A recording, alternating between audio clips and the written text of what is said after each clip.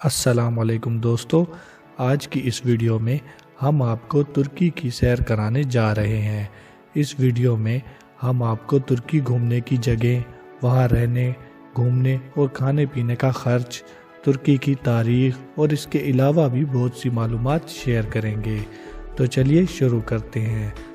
دوستو، اگر آپ ترکی تفریح کے لیے جانا چاہتے ہیں تو یہ ایک بہت اچھا وقت ہوگا، کیونکہ ترکش کرنسی اپنی 10 سالہ کم ترین سطح پر ہے، جو کہ گھومنے جانے والوں کے لیے بہت فائدہ مند ثابت ہوگا۔ اگر آپ ٹائٹ بجٹ پر ہیں تو آپ کو چاہیے کہ آپ گروپ کے ساتھ جائیں، اس طرح سے آپ کا خرچ کافی کم ہو جائے گا۔ اس طرح اوسطاً ڈبل شیئرنگ روم کا ایک دن کا خرچ فی کس $8 سے $10 آئے گا، جبکہ کھانے کا خرچ روزانہ کا اوسطاً $4 سے $5 اور لوکل ٹرانسپورٹ کا روزانہ $2 سے $4 امریکی ہوگا۔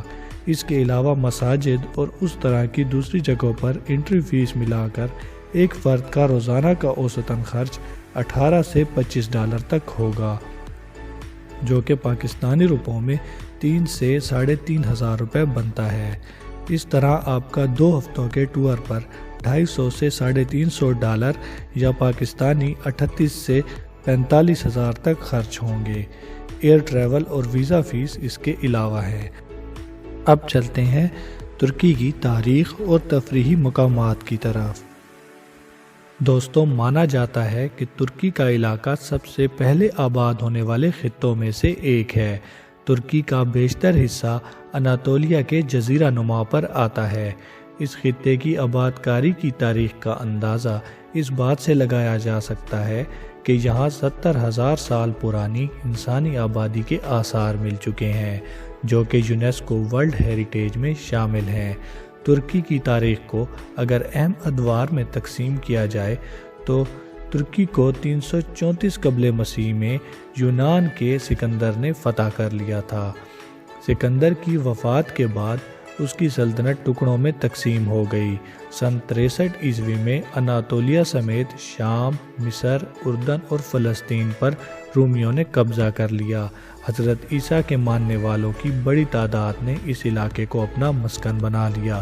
330 عیسوی میں قسطنطین نے عیسائی مذہب قبول کر کے اسے سرکاری مذہب کا درجہ دے دیا۔ اسی بادشاہ نے قسطنطنیہ کی بنیاد رکھی، جس کا بعد میں نام استنبول رکھ دیا گیا۔ ترکی کے بعض علاقوں میں رومی سلطنت 330 عیسوی سے لے کر 453 عیسوی تک قائم رہی، جس کے بعد عثمانی سلطنت کا دور شروع ہوا، جو 500 سال تک چلا۔ 16ویں اور 17ویں صدی میں سلطنت عثمانیہ دنیا کی سب سے بڑی اور مضبوط سلطنت تھی۔ عثمانی سلطنت کا زوال پہلی جنگ عظیم کے بعد ہوا۔ سلطنت عثمانیہ نے چونکہ جرمنی کا ساتھ دیا تھا، اس لیے جرمنی کی ہار کے بعد فتح یاب ممالک نے سلطنت عثمانیہ کے ٹکڑے ٹکڑے کر دیے۔ سن 1919 میں مصطفیٰ کمال پاشا کی قیادت میں ترکوں نے جنگ آزادی کا اعلان کر دیا۔ 1922 میں ترکش پارلیمان نے باضابطہ طور پر سلطنت عثمانیہ کا خاتمہ کر دیا۔ یوں سینکڑوں سال پر محیط سلطنت عثمانیہ کا اختتام ہوا۔ 1923 میں مغربی طاقتوں اور ترک حکومت کے درمیان معاہدہ لوزیان ہوا۔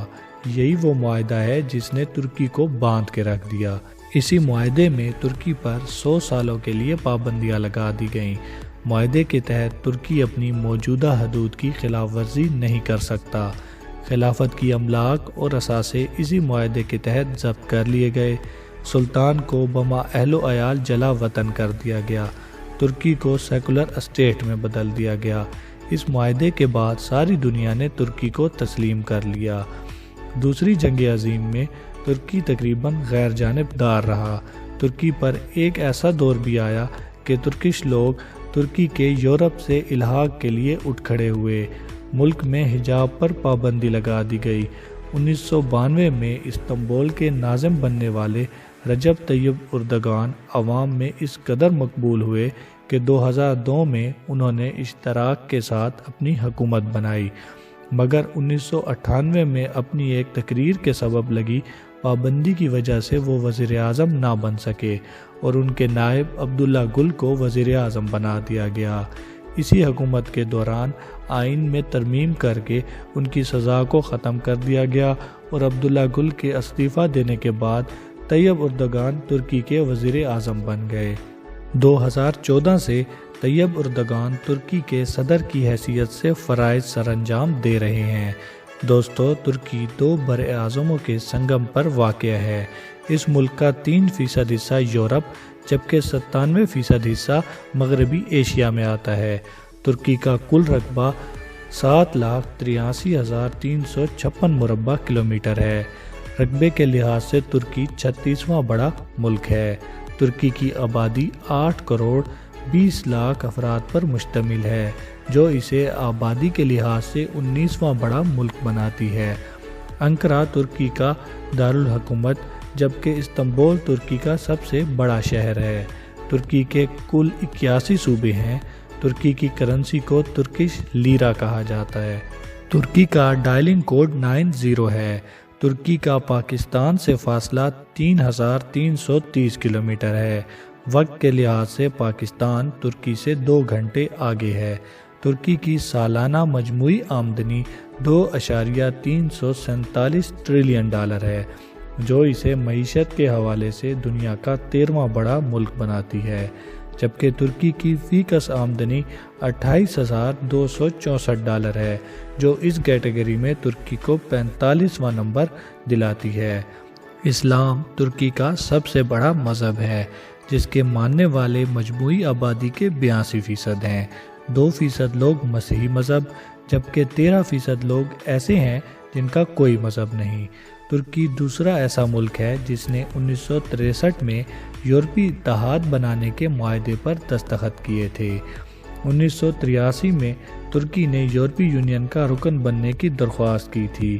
یورپی یونین نے 2005 میں ترکی کو یورپی یونین کا ممبر بننے کا امیدوار قرار دیا تھا۔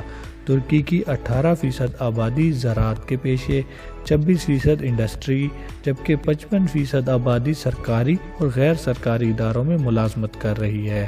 Textile, food processing, autos, electronics, tourism اور کنسٹرکشن ترکی کی بڑی صنعتیں ہیں۔ ٹورزم کے حوالے سے ترکی ایک مسلسل ابھرتا ہوا ملک ہے، جہاں پر ہر سال کروڑوں لوگ گھومنے جاتے ہیں۔ 21ویں صدی کے ہر آنے والے سال میں ترکی میں ٹورزم کے لیے آنے والے لوگوں میں اضافہ ہوا ہے۔ دنیا کے 7 عجوبوں میں سے 2 ترکی میں واقع ہیں۔ ترکی کے قابل ذکر تفریحی مقامات میں استنبول کا گرینڈ بازار، جس کی بنیاد 1455 عیسوی میں رکھی گئی، شامل ہے۔ اس بازار کی 64 گلیاں ہیں، جبکہ یہاں 4000 کے قریب دکانیں قائم ہیں۔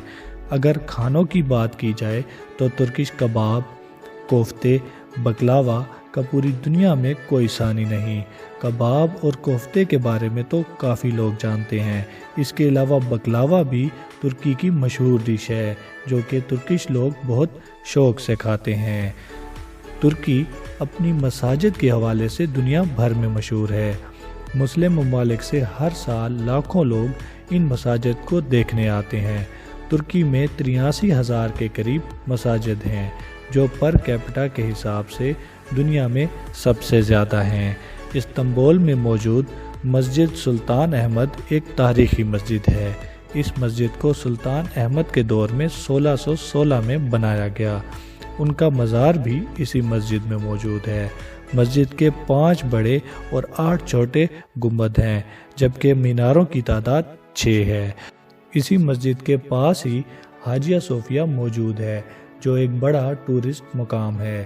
حاجیہ صوفیہ، جسے ترکی میں آیا صوفیہ بھی کہا جاتا ہے، 537 عیسوی میں بننے والا کرسچین چرچ تھا، جسے عثمانی دور میں مسجد میں بدل دیا گیا، جس کے بعد 1935 میں اسے میوزیم کا درجہ دے دیا گیا۔ اپنی تعمیر کے وقت یہ دنیا کی سب سے بڑی عمارت تھی، جس کے بارے میں کہا جاتا ہے کہ اس نے آرکیٹیکچر کی تاریخ کو بدل کے رکھ دیا۔ کیپاڈوکیا بھی ترکی کا ایک اہم سیاحتی مقام ہے، جہاں کی عجیب و غریب طرز کی چمنی نما پتھریلی چٹانیں بہت ہی مشہور ہیں۔ ہوائی غباروں کے ذریعے اڑان کی سیاحت بھی یہاں کی بڑی سیاحتی کشش ہے۔ ارارات کے پہاڑ ترکی کے سب سے بڑے پہاڑ ہیں۔ یہی وہ پہاڑ ہیں جہاں حضرت نوح علیہ السلام کی کشتی کے آثار بھی دریافت ہوئے ہیں۔ بحر اسود کی تہہ میں انسانی آبادی کے آثار بھی دریافت ہو چکے ہیں۔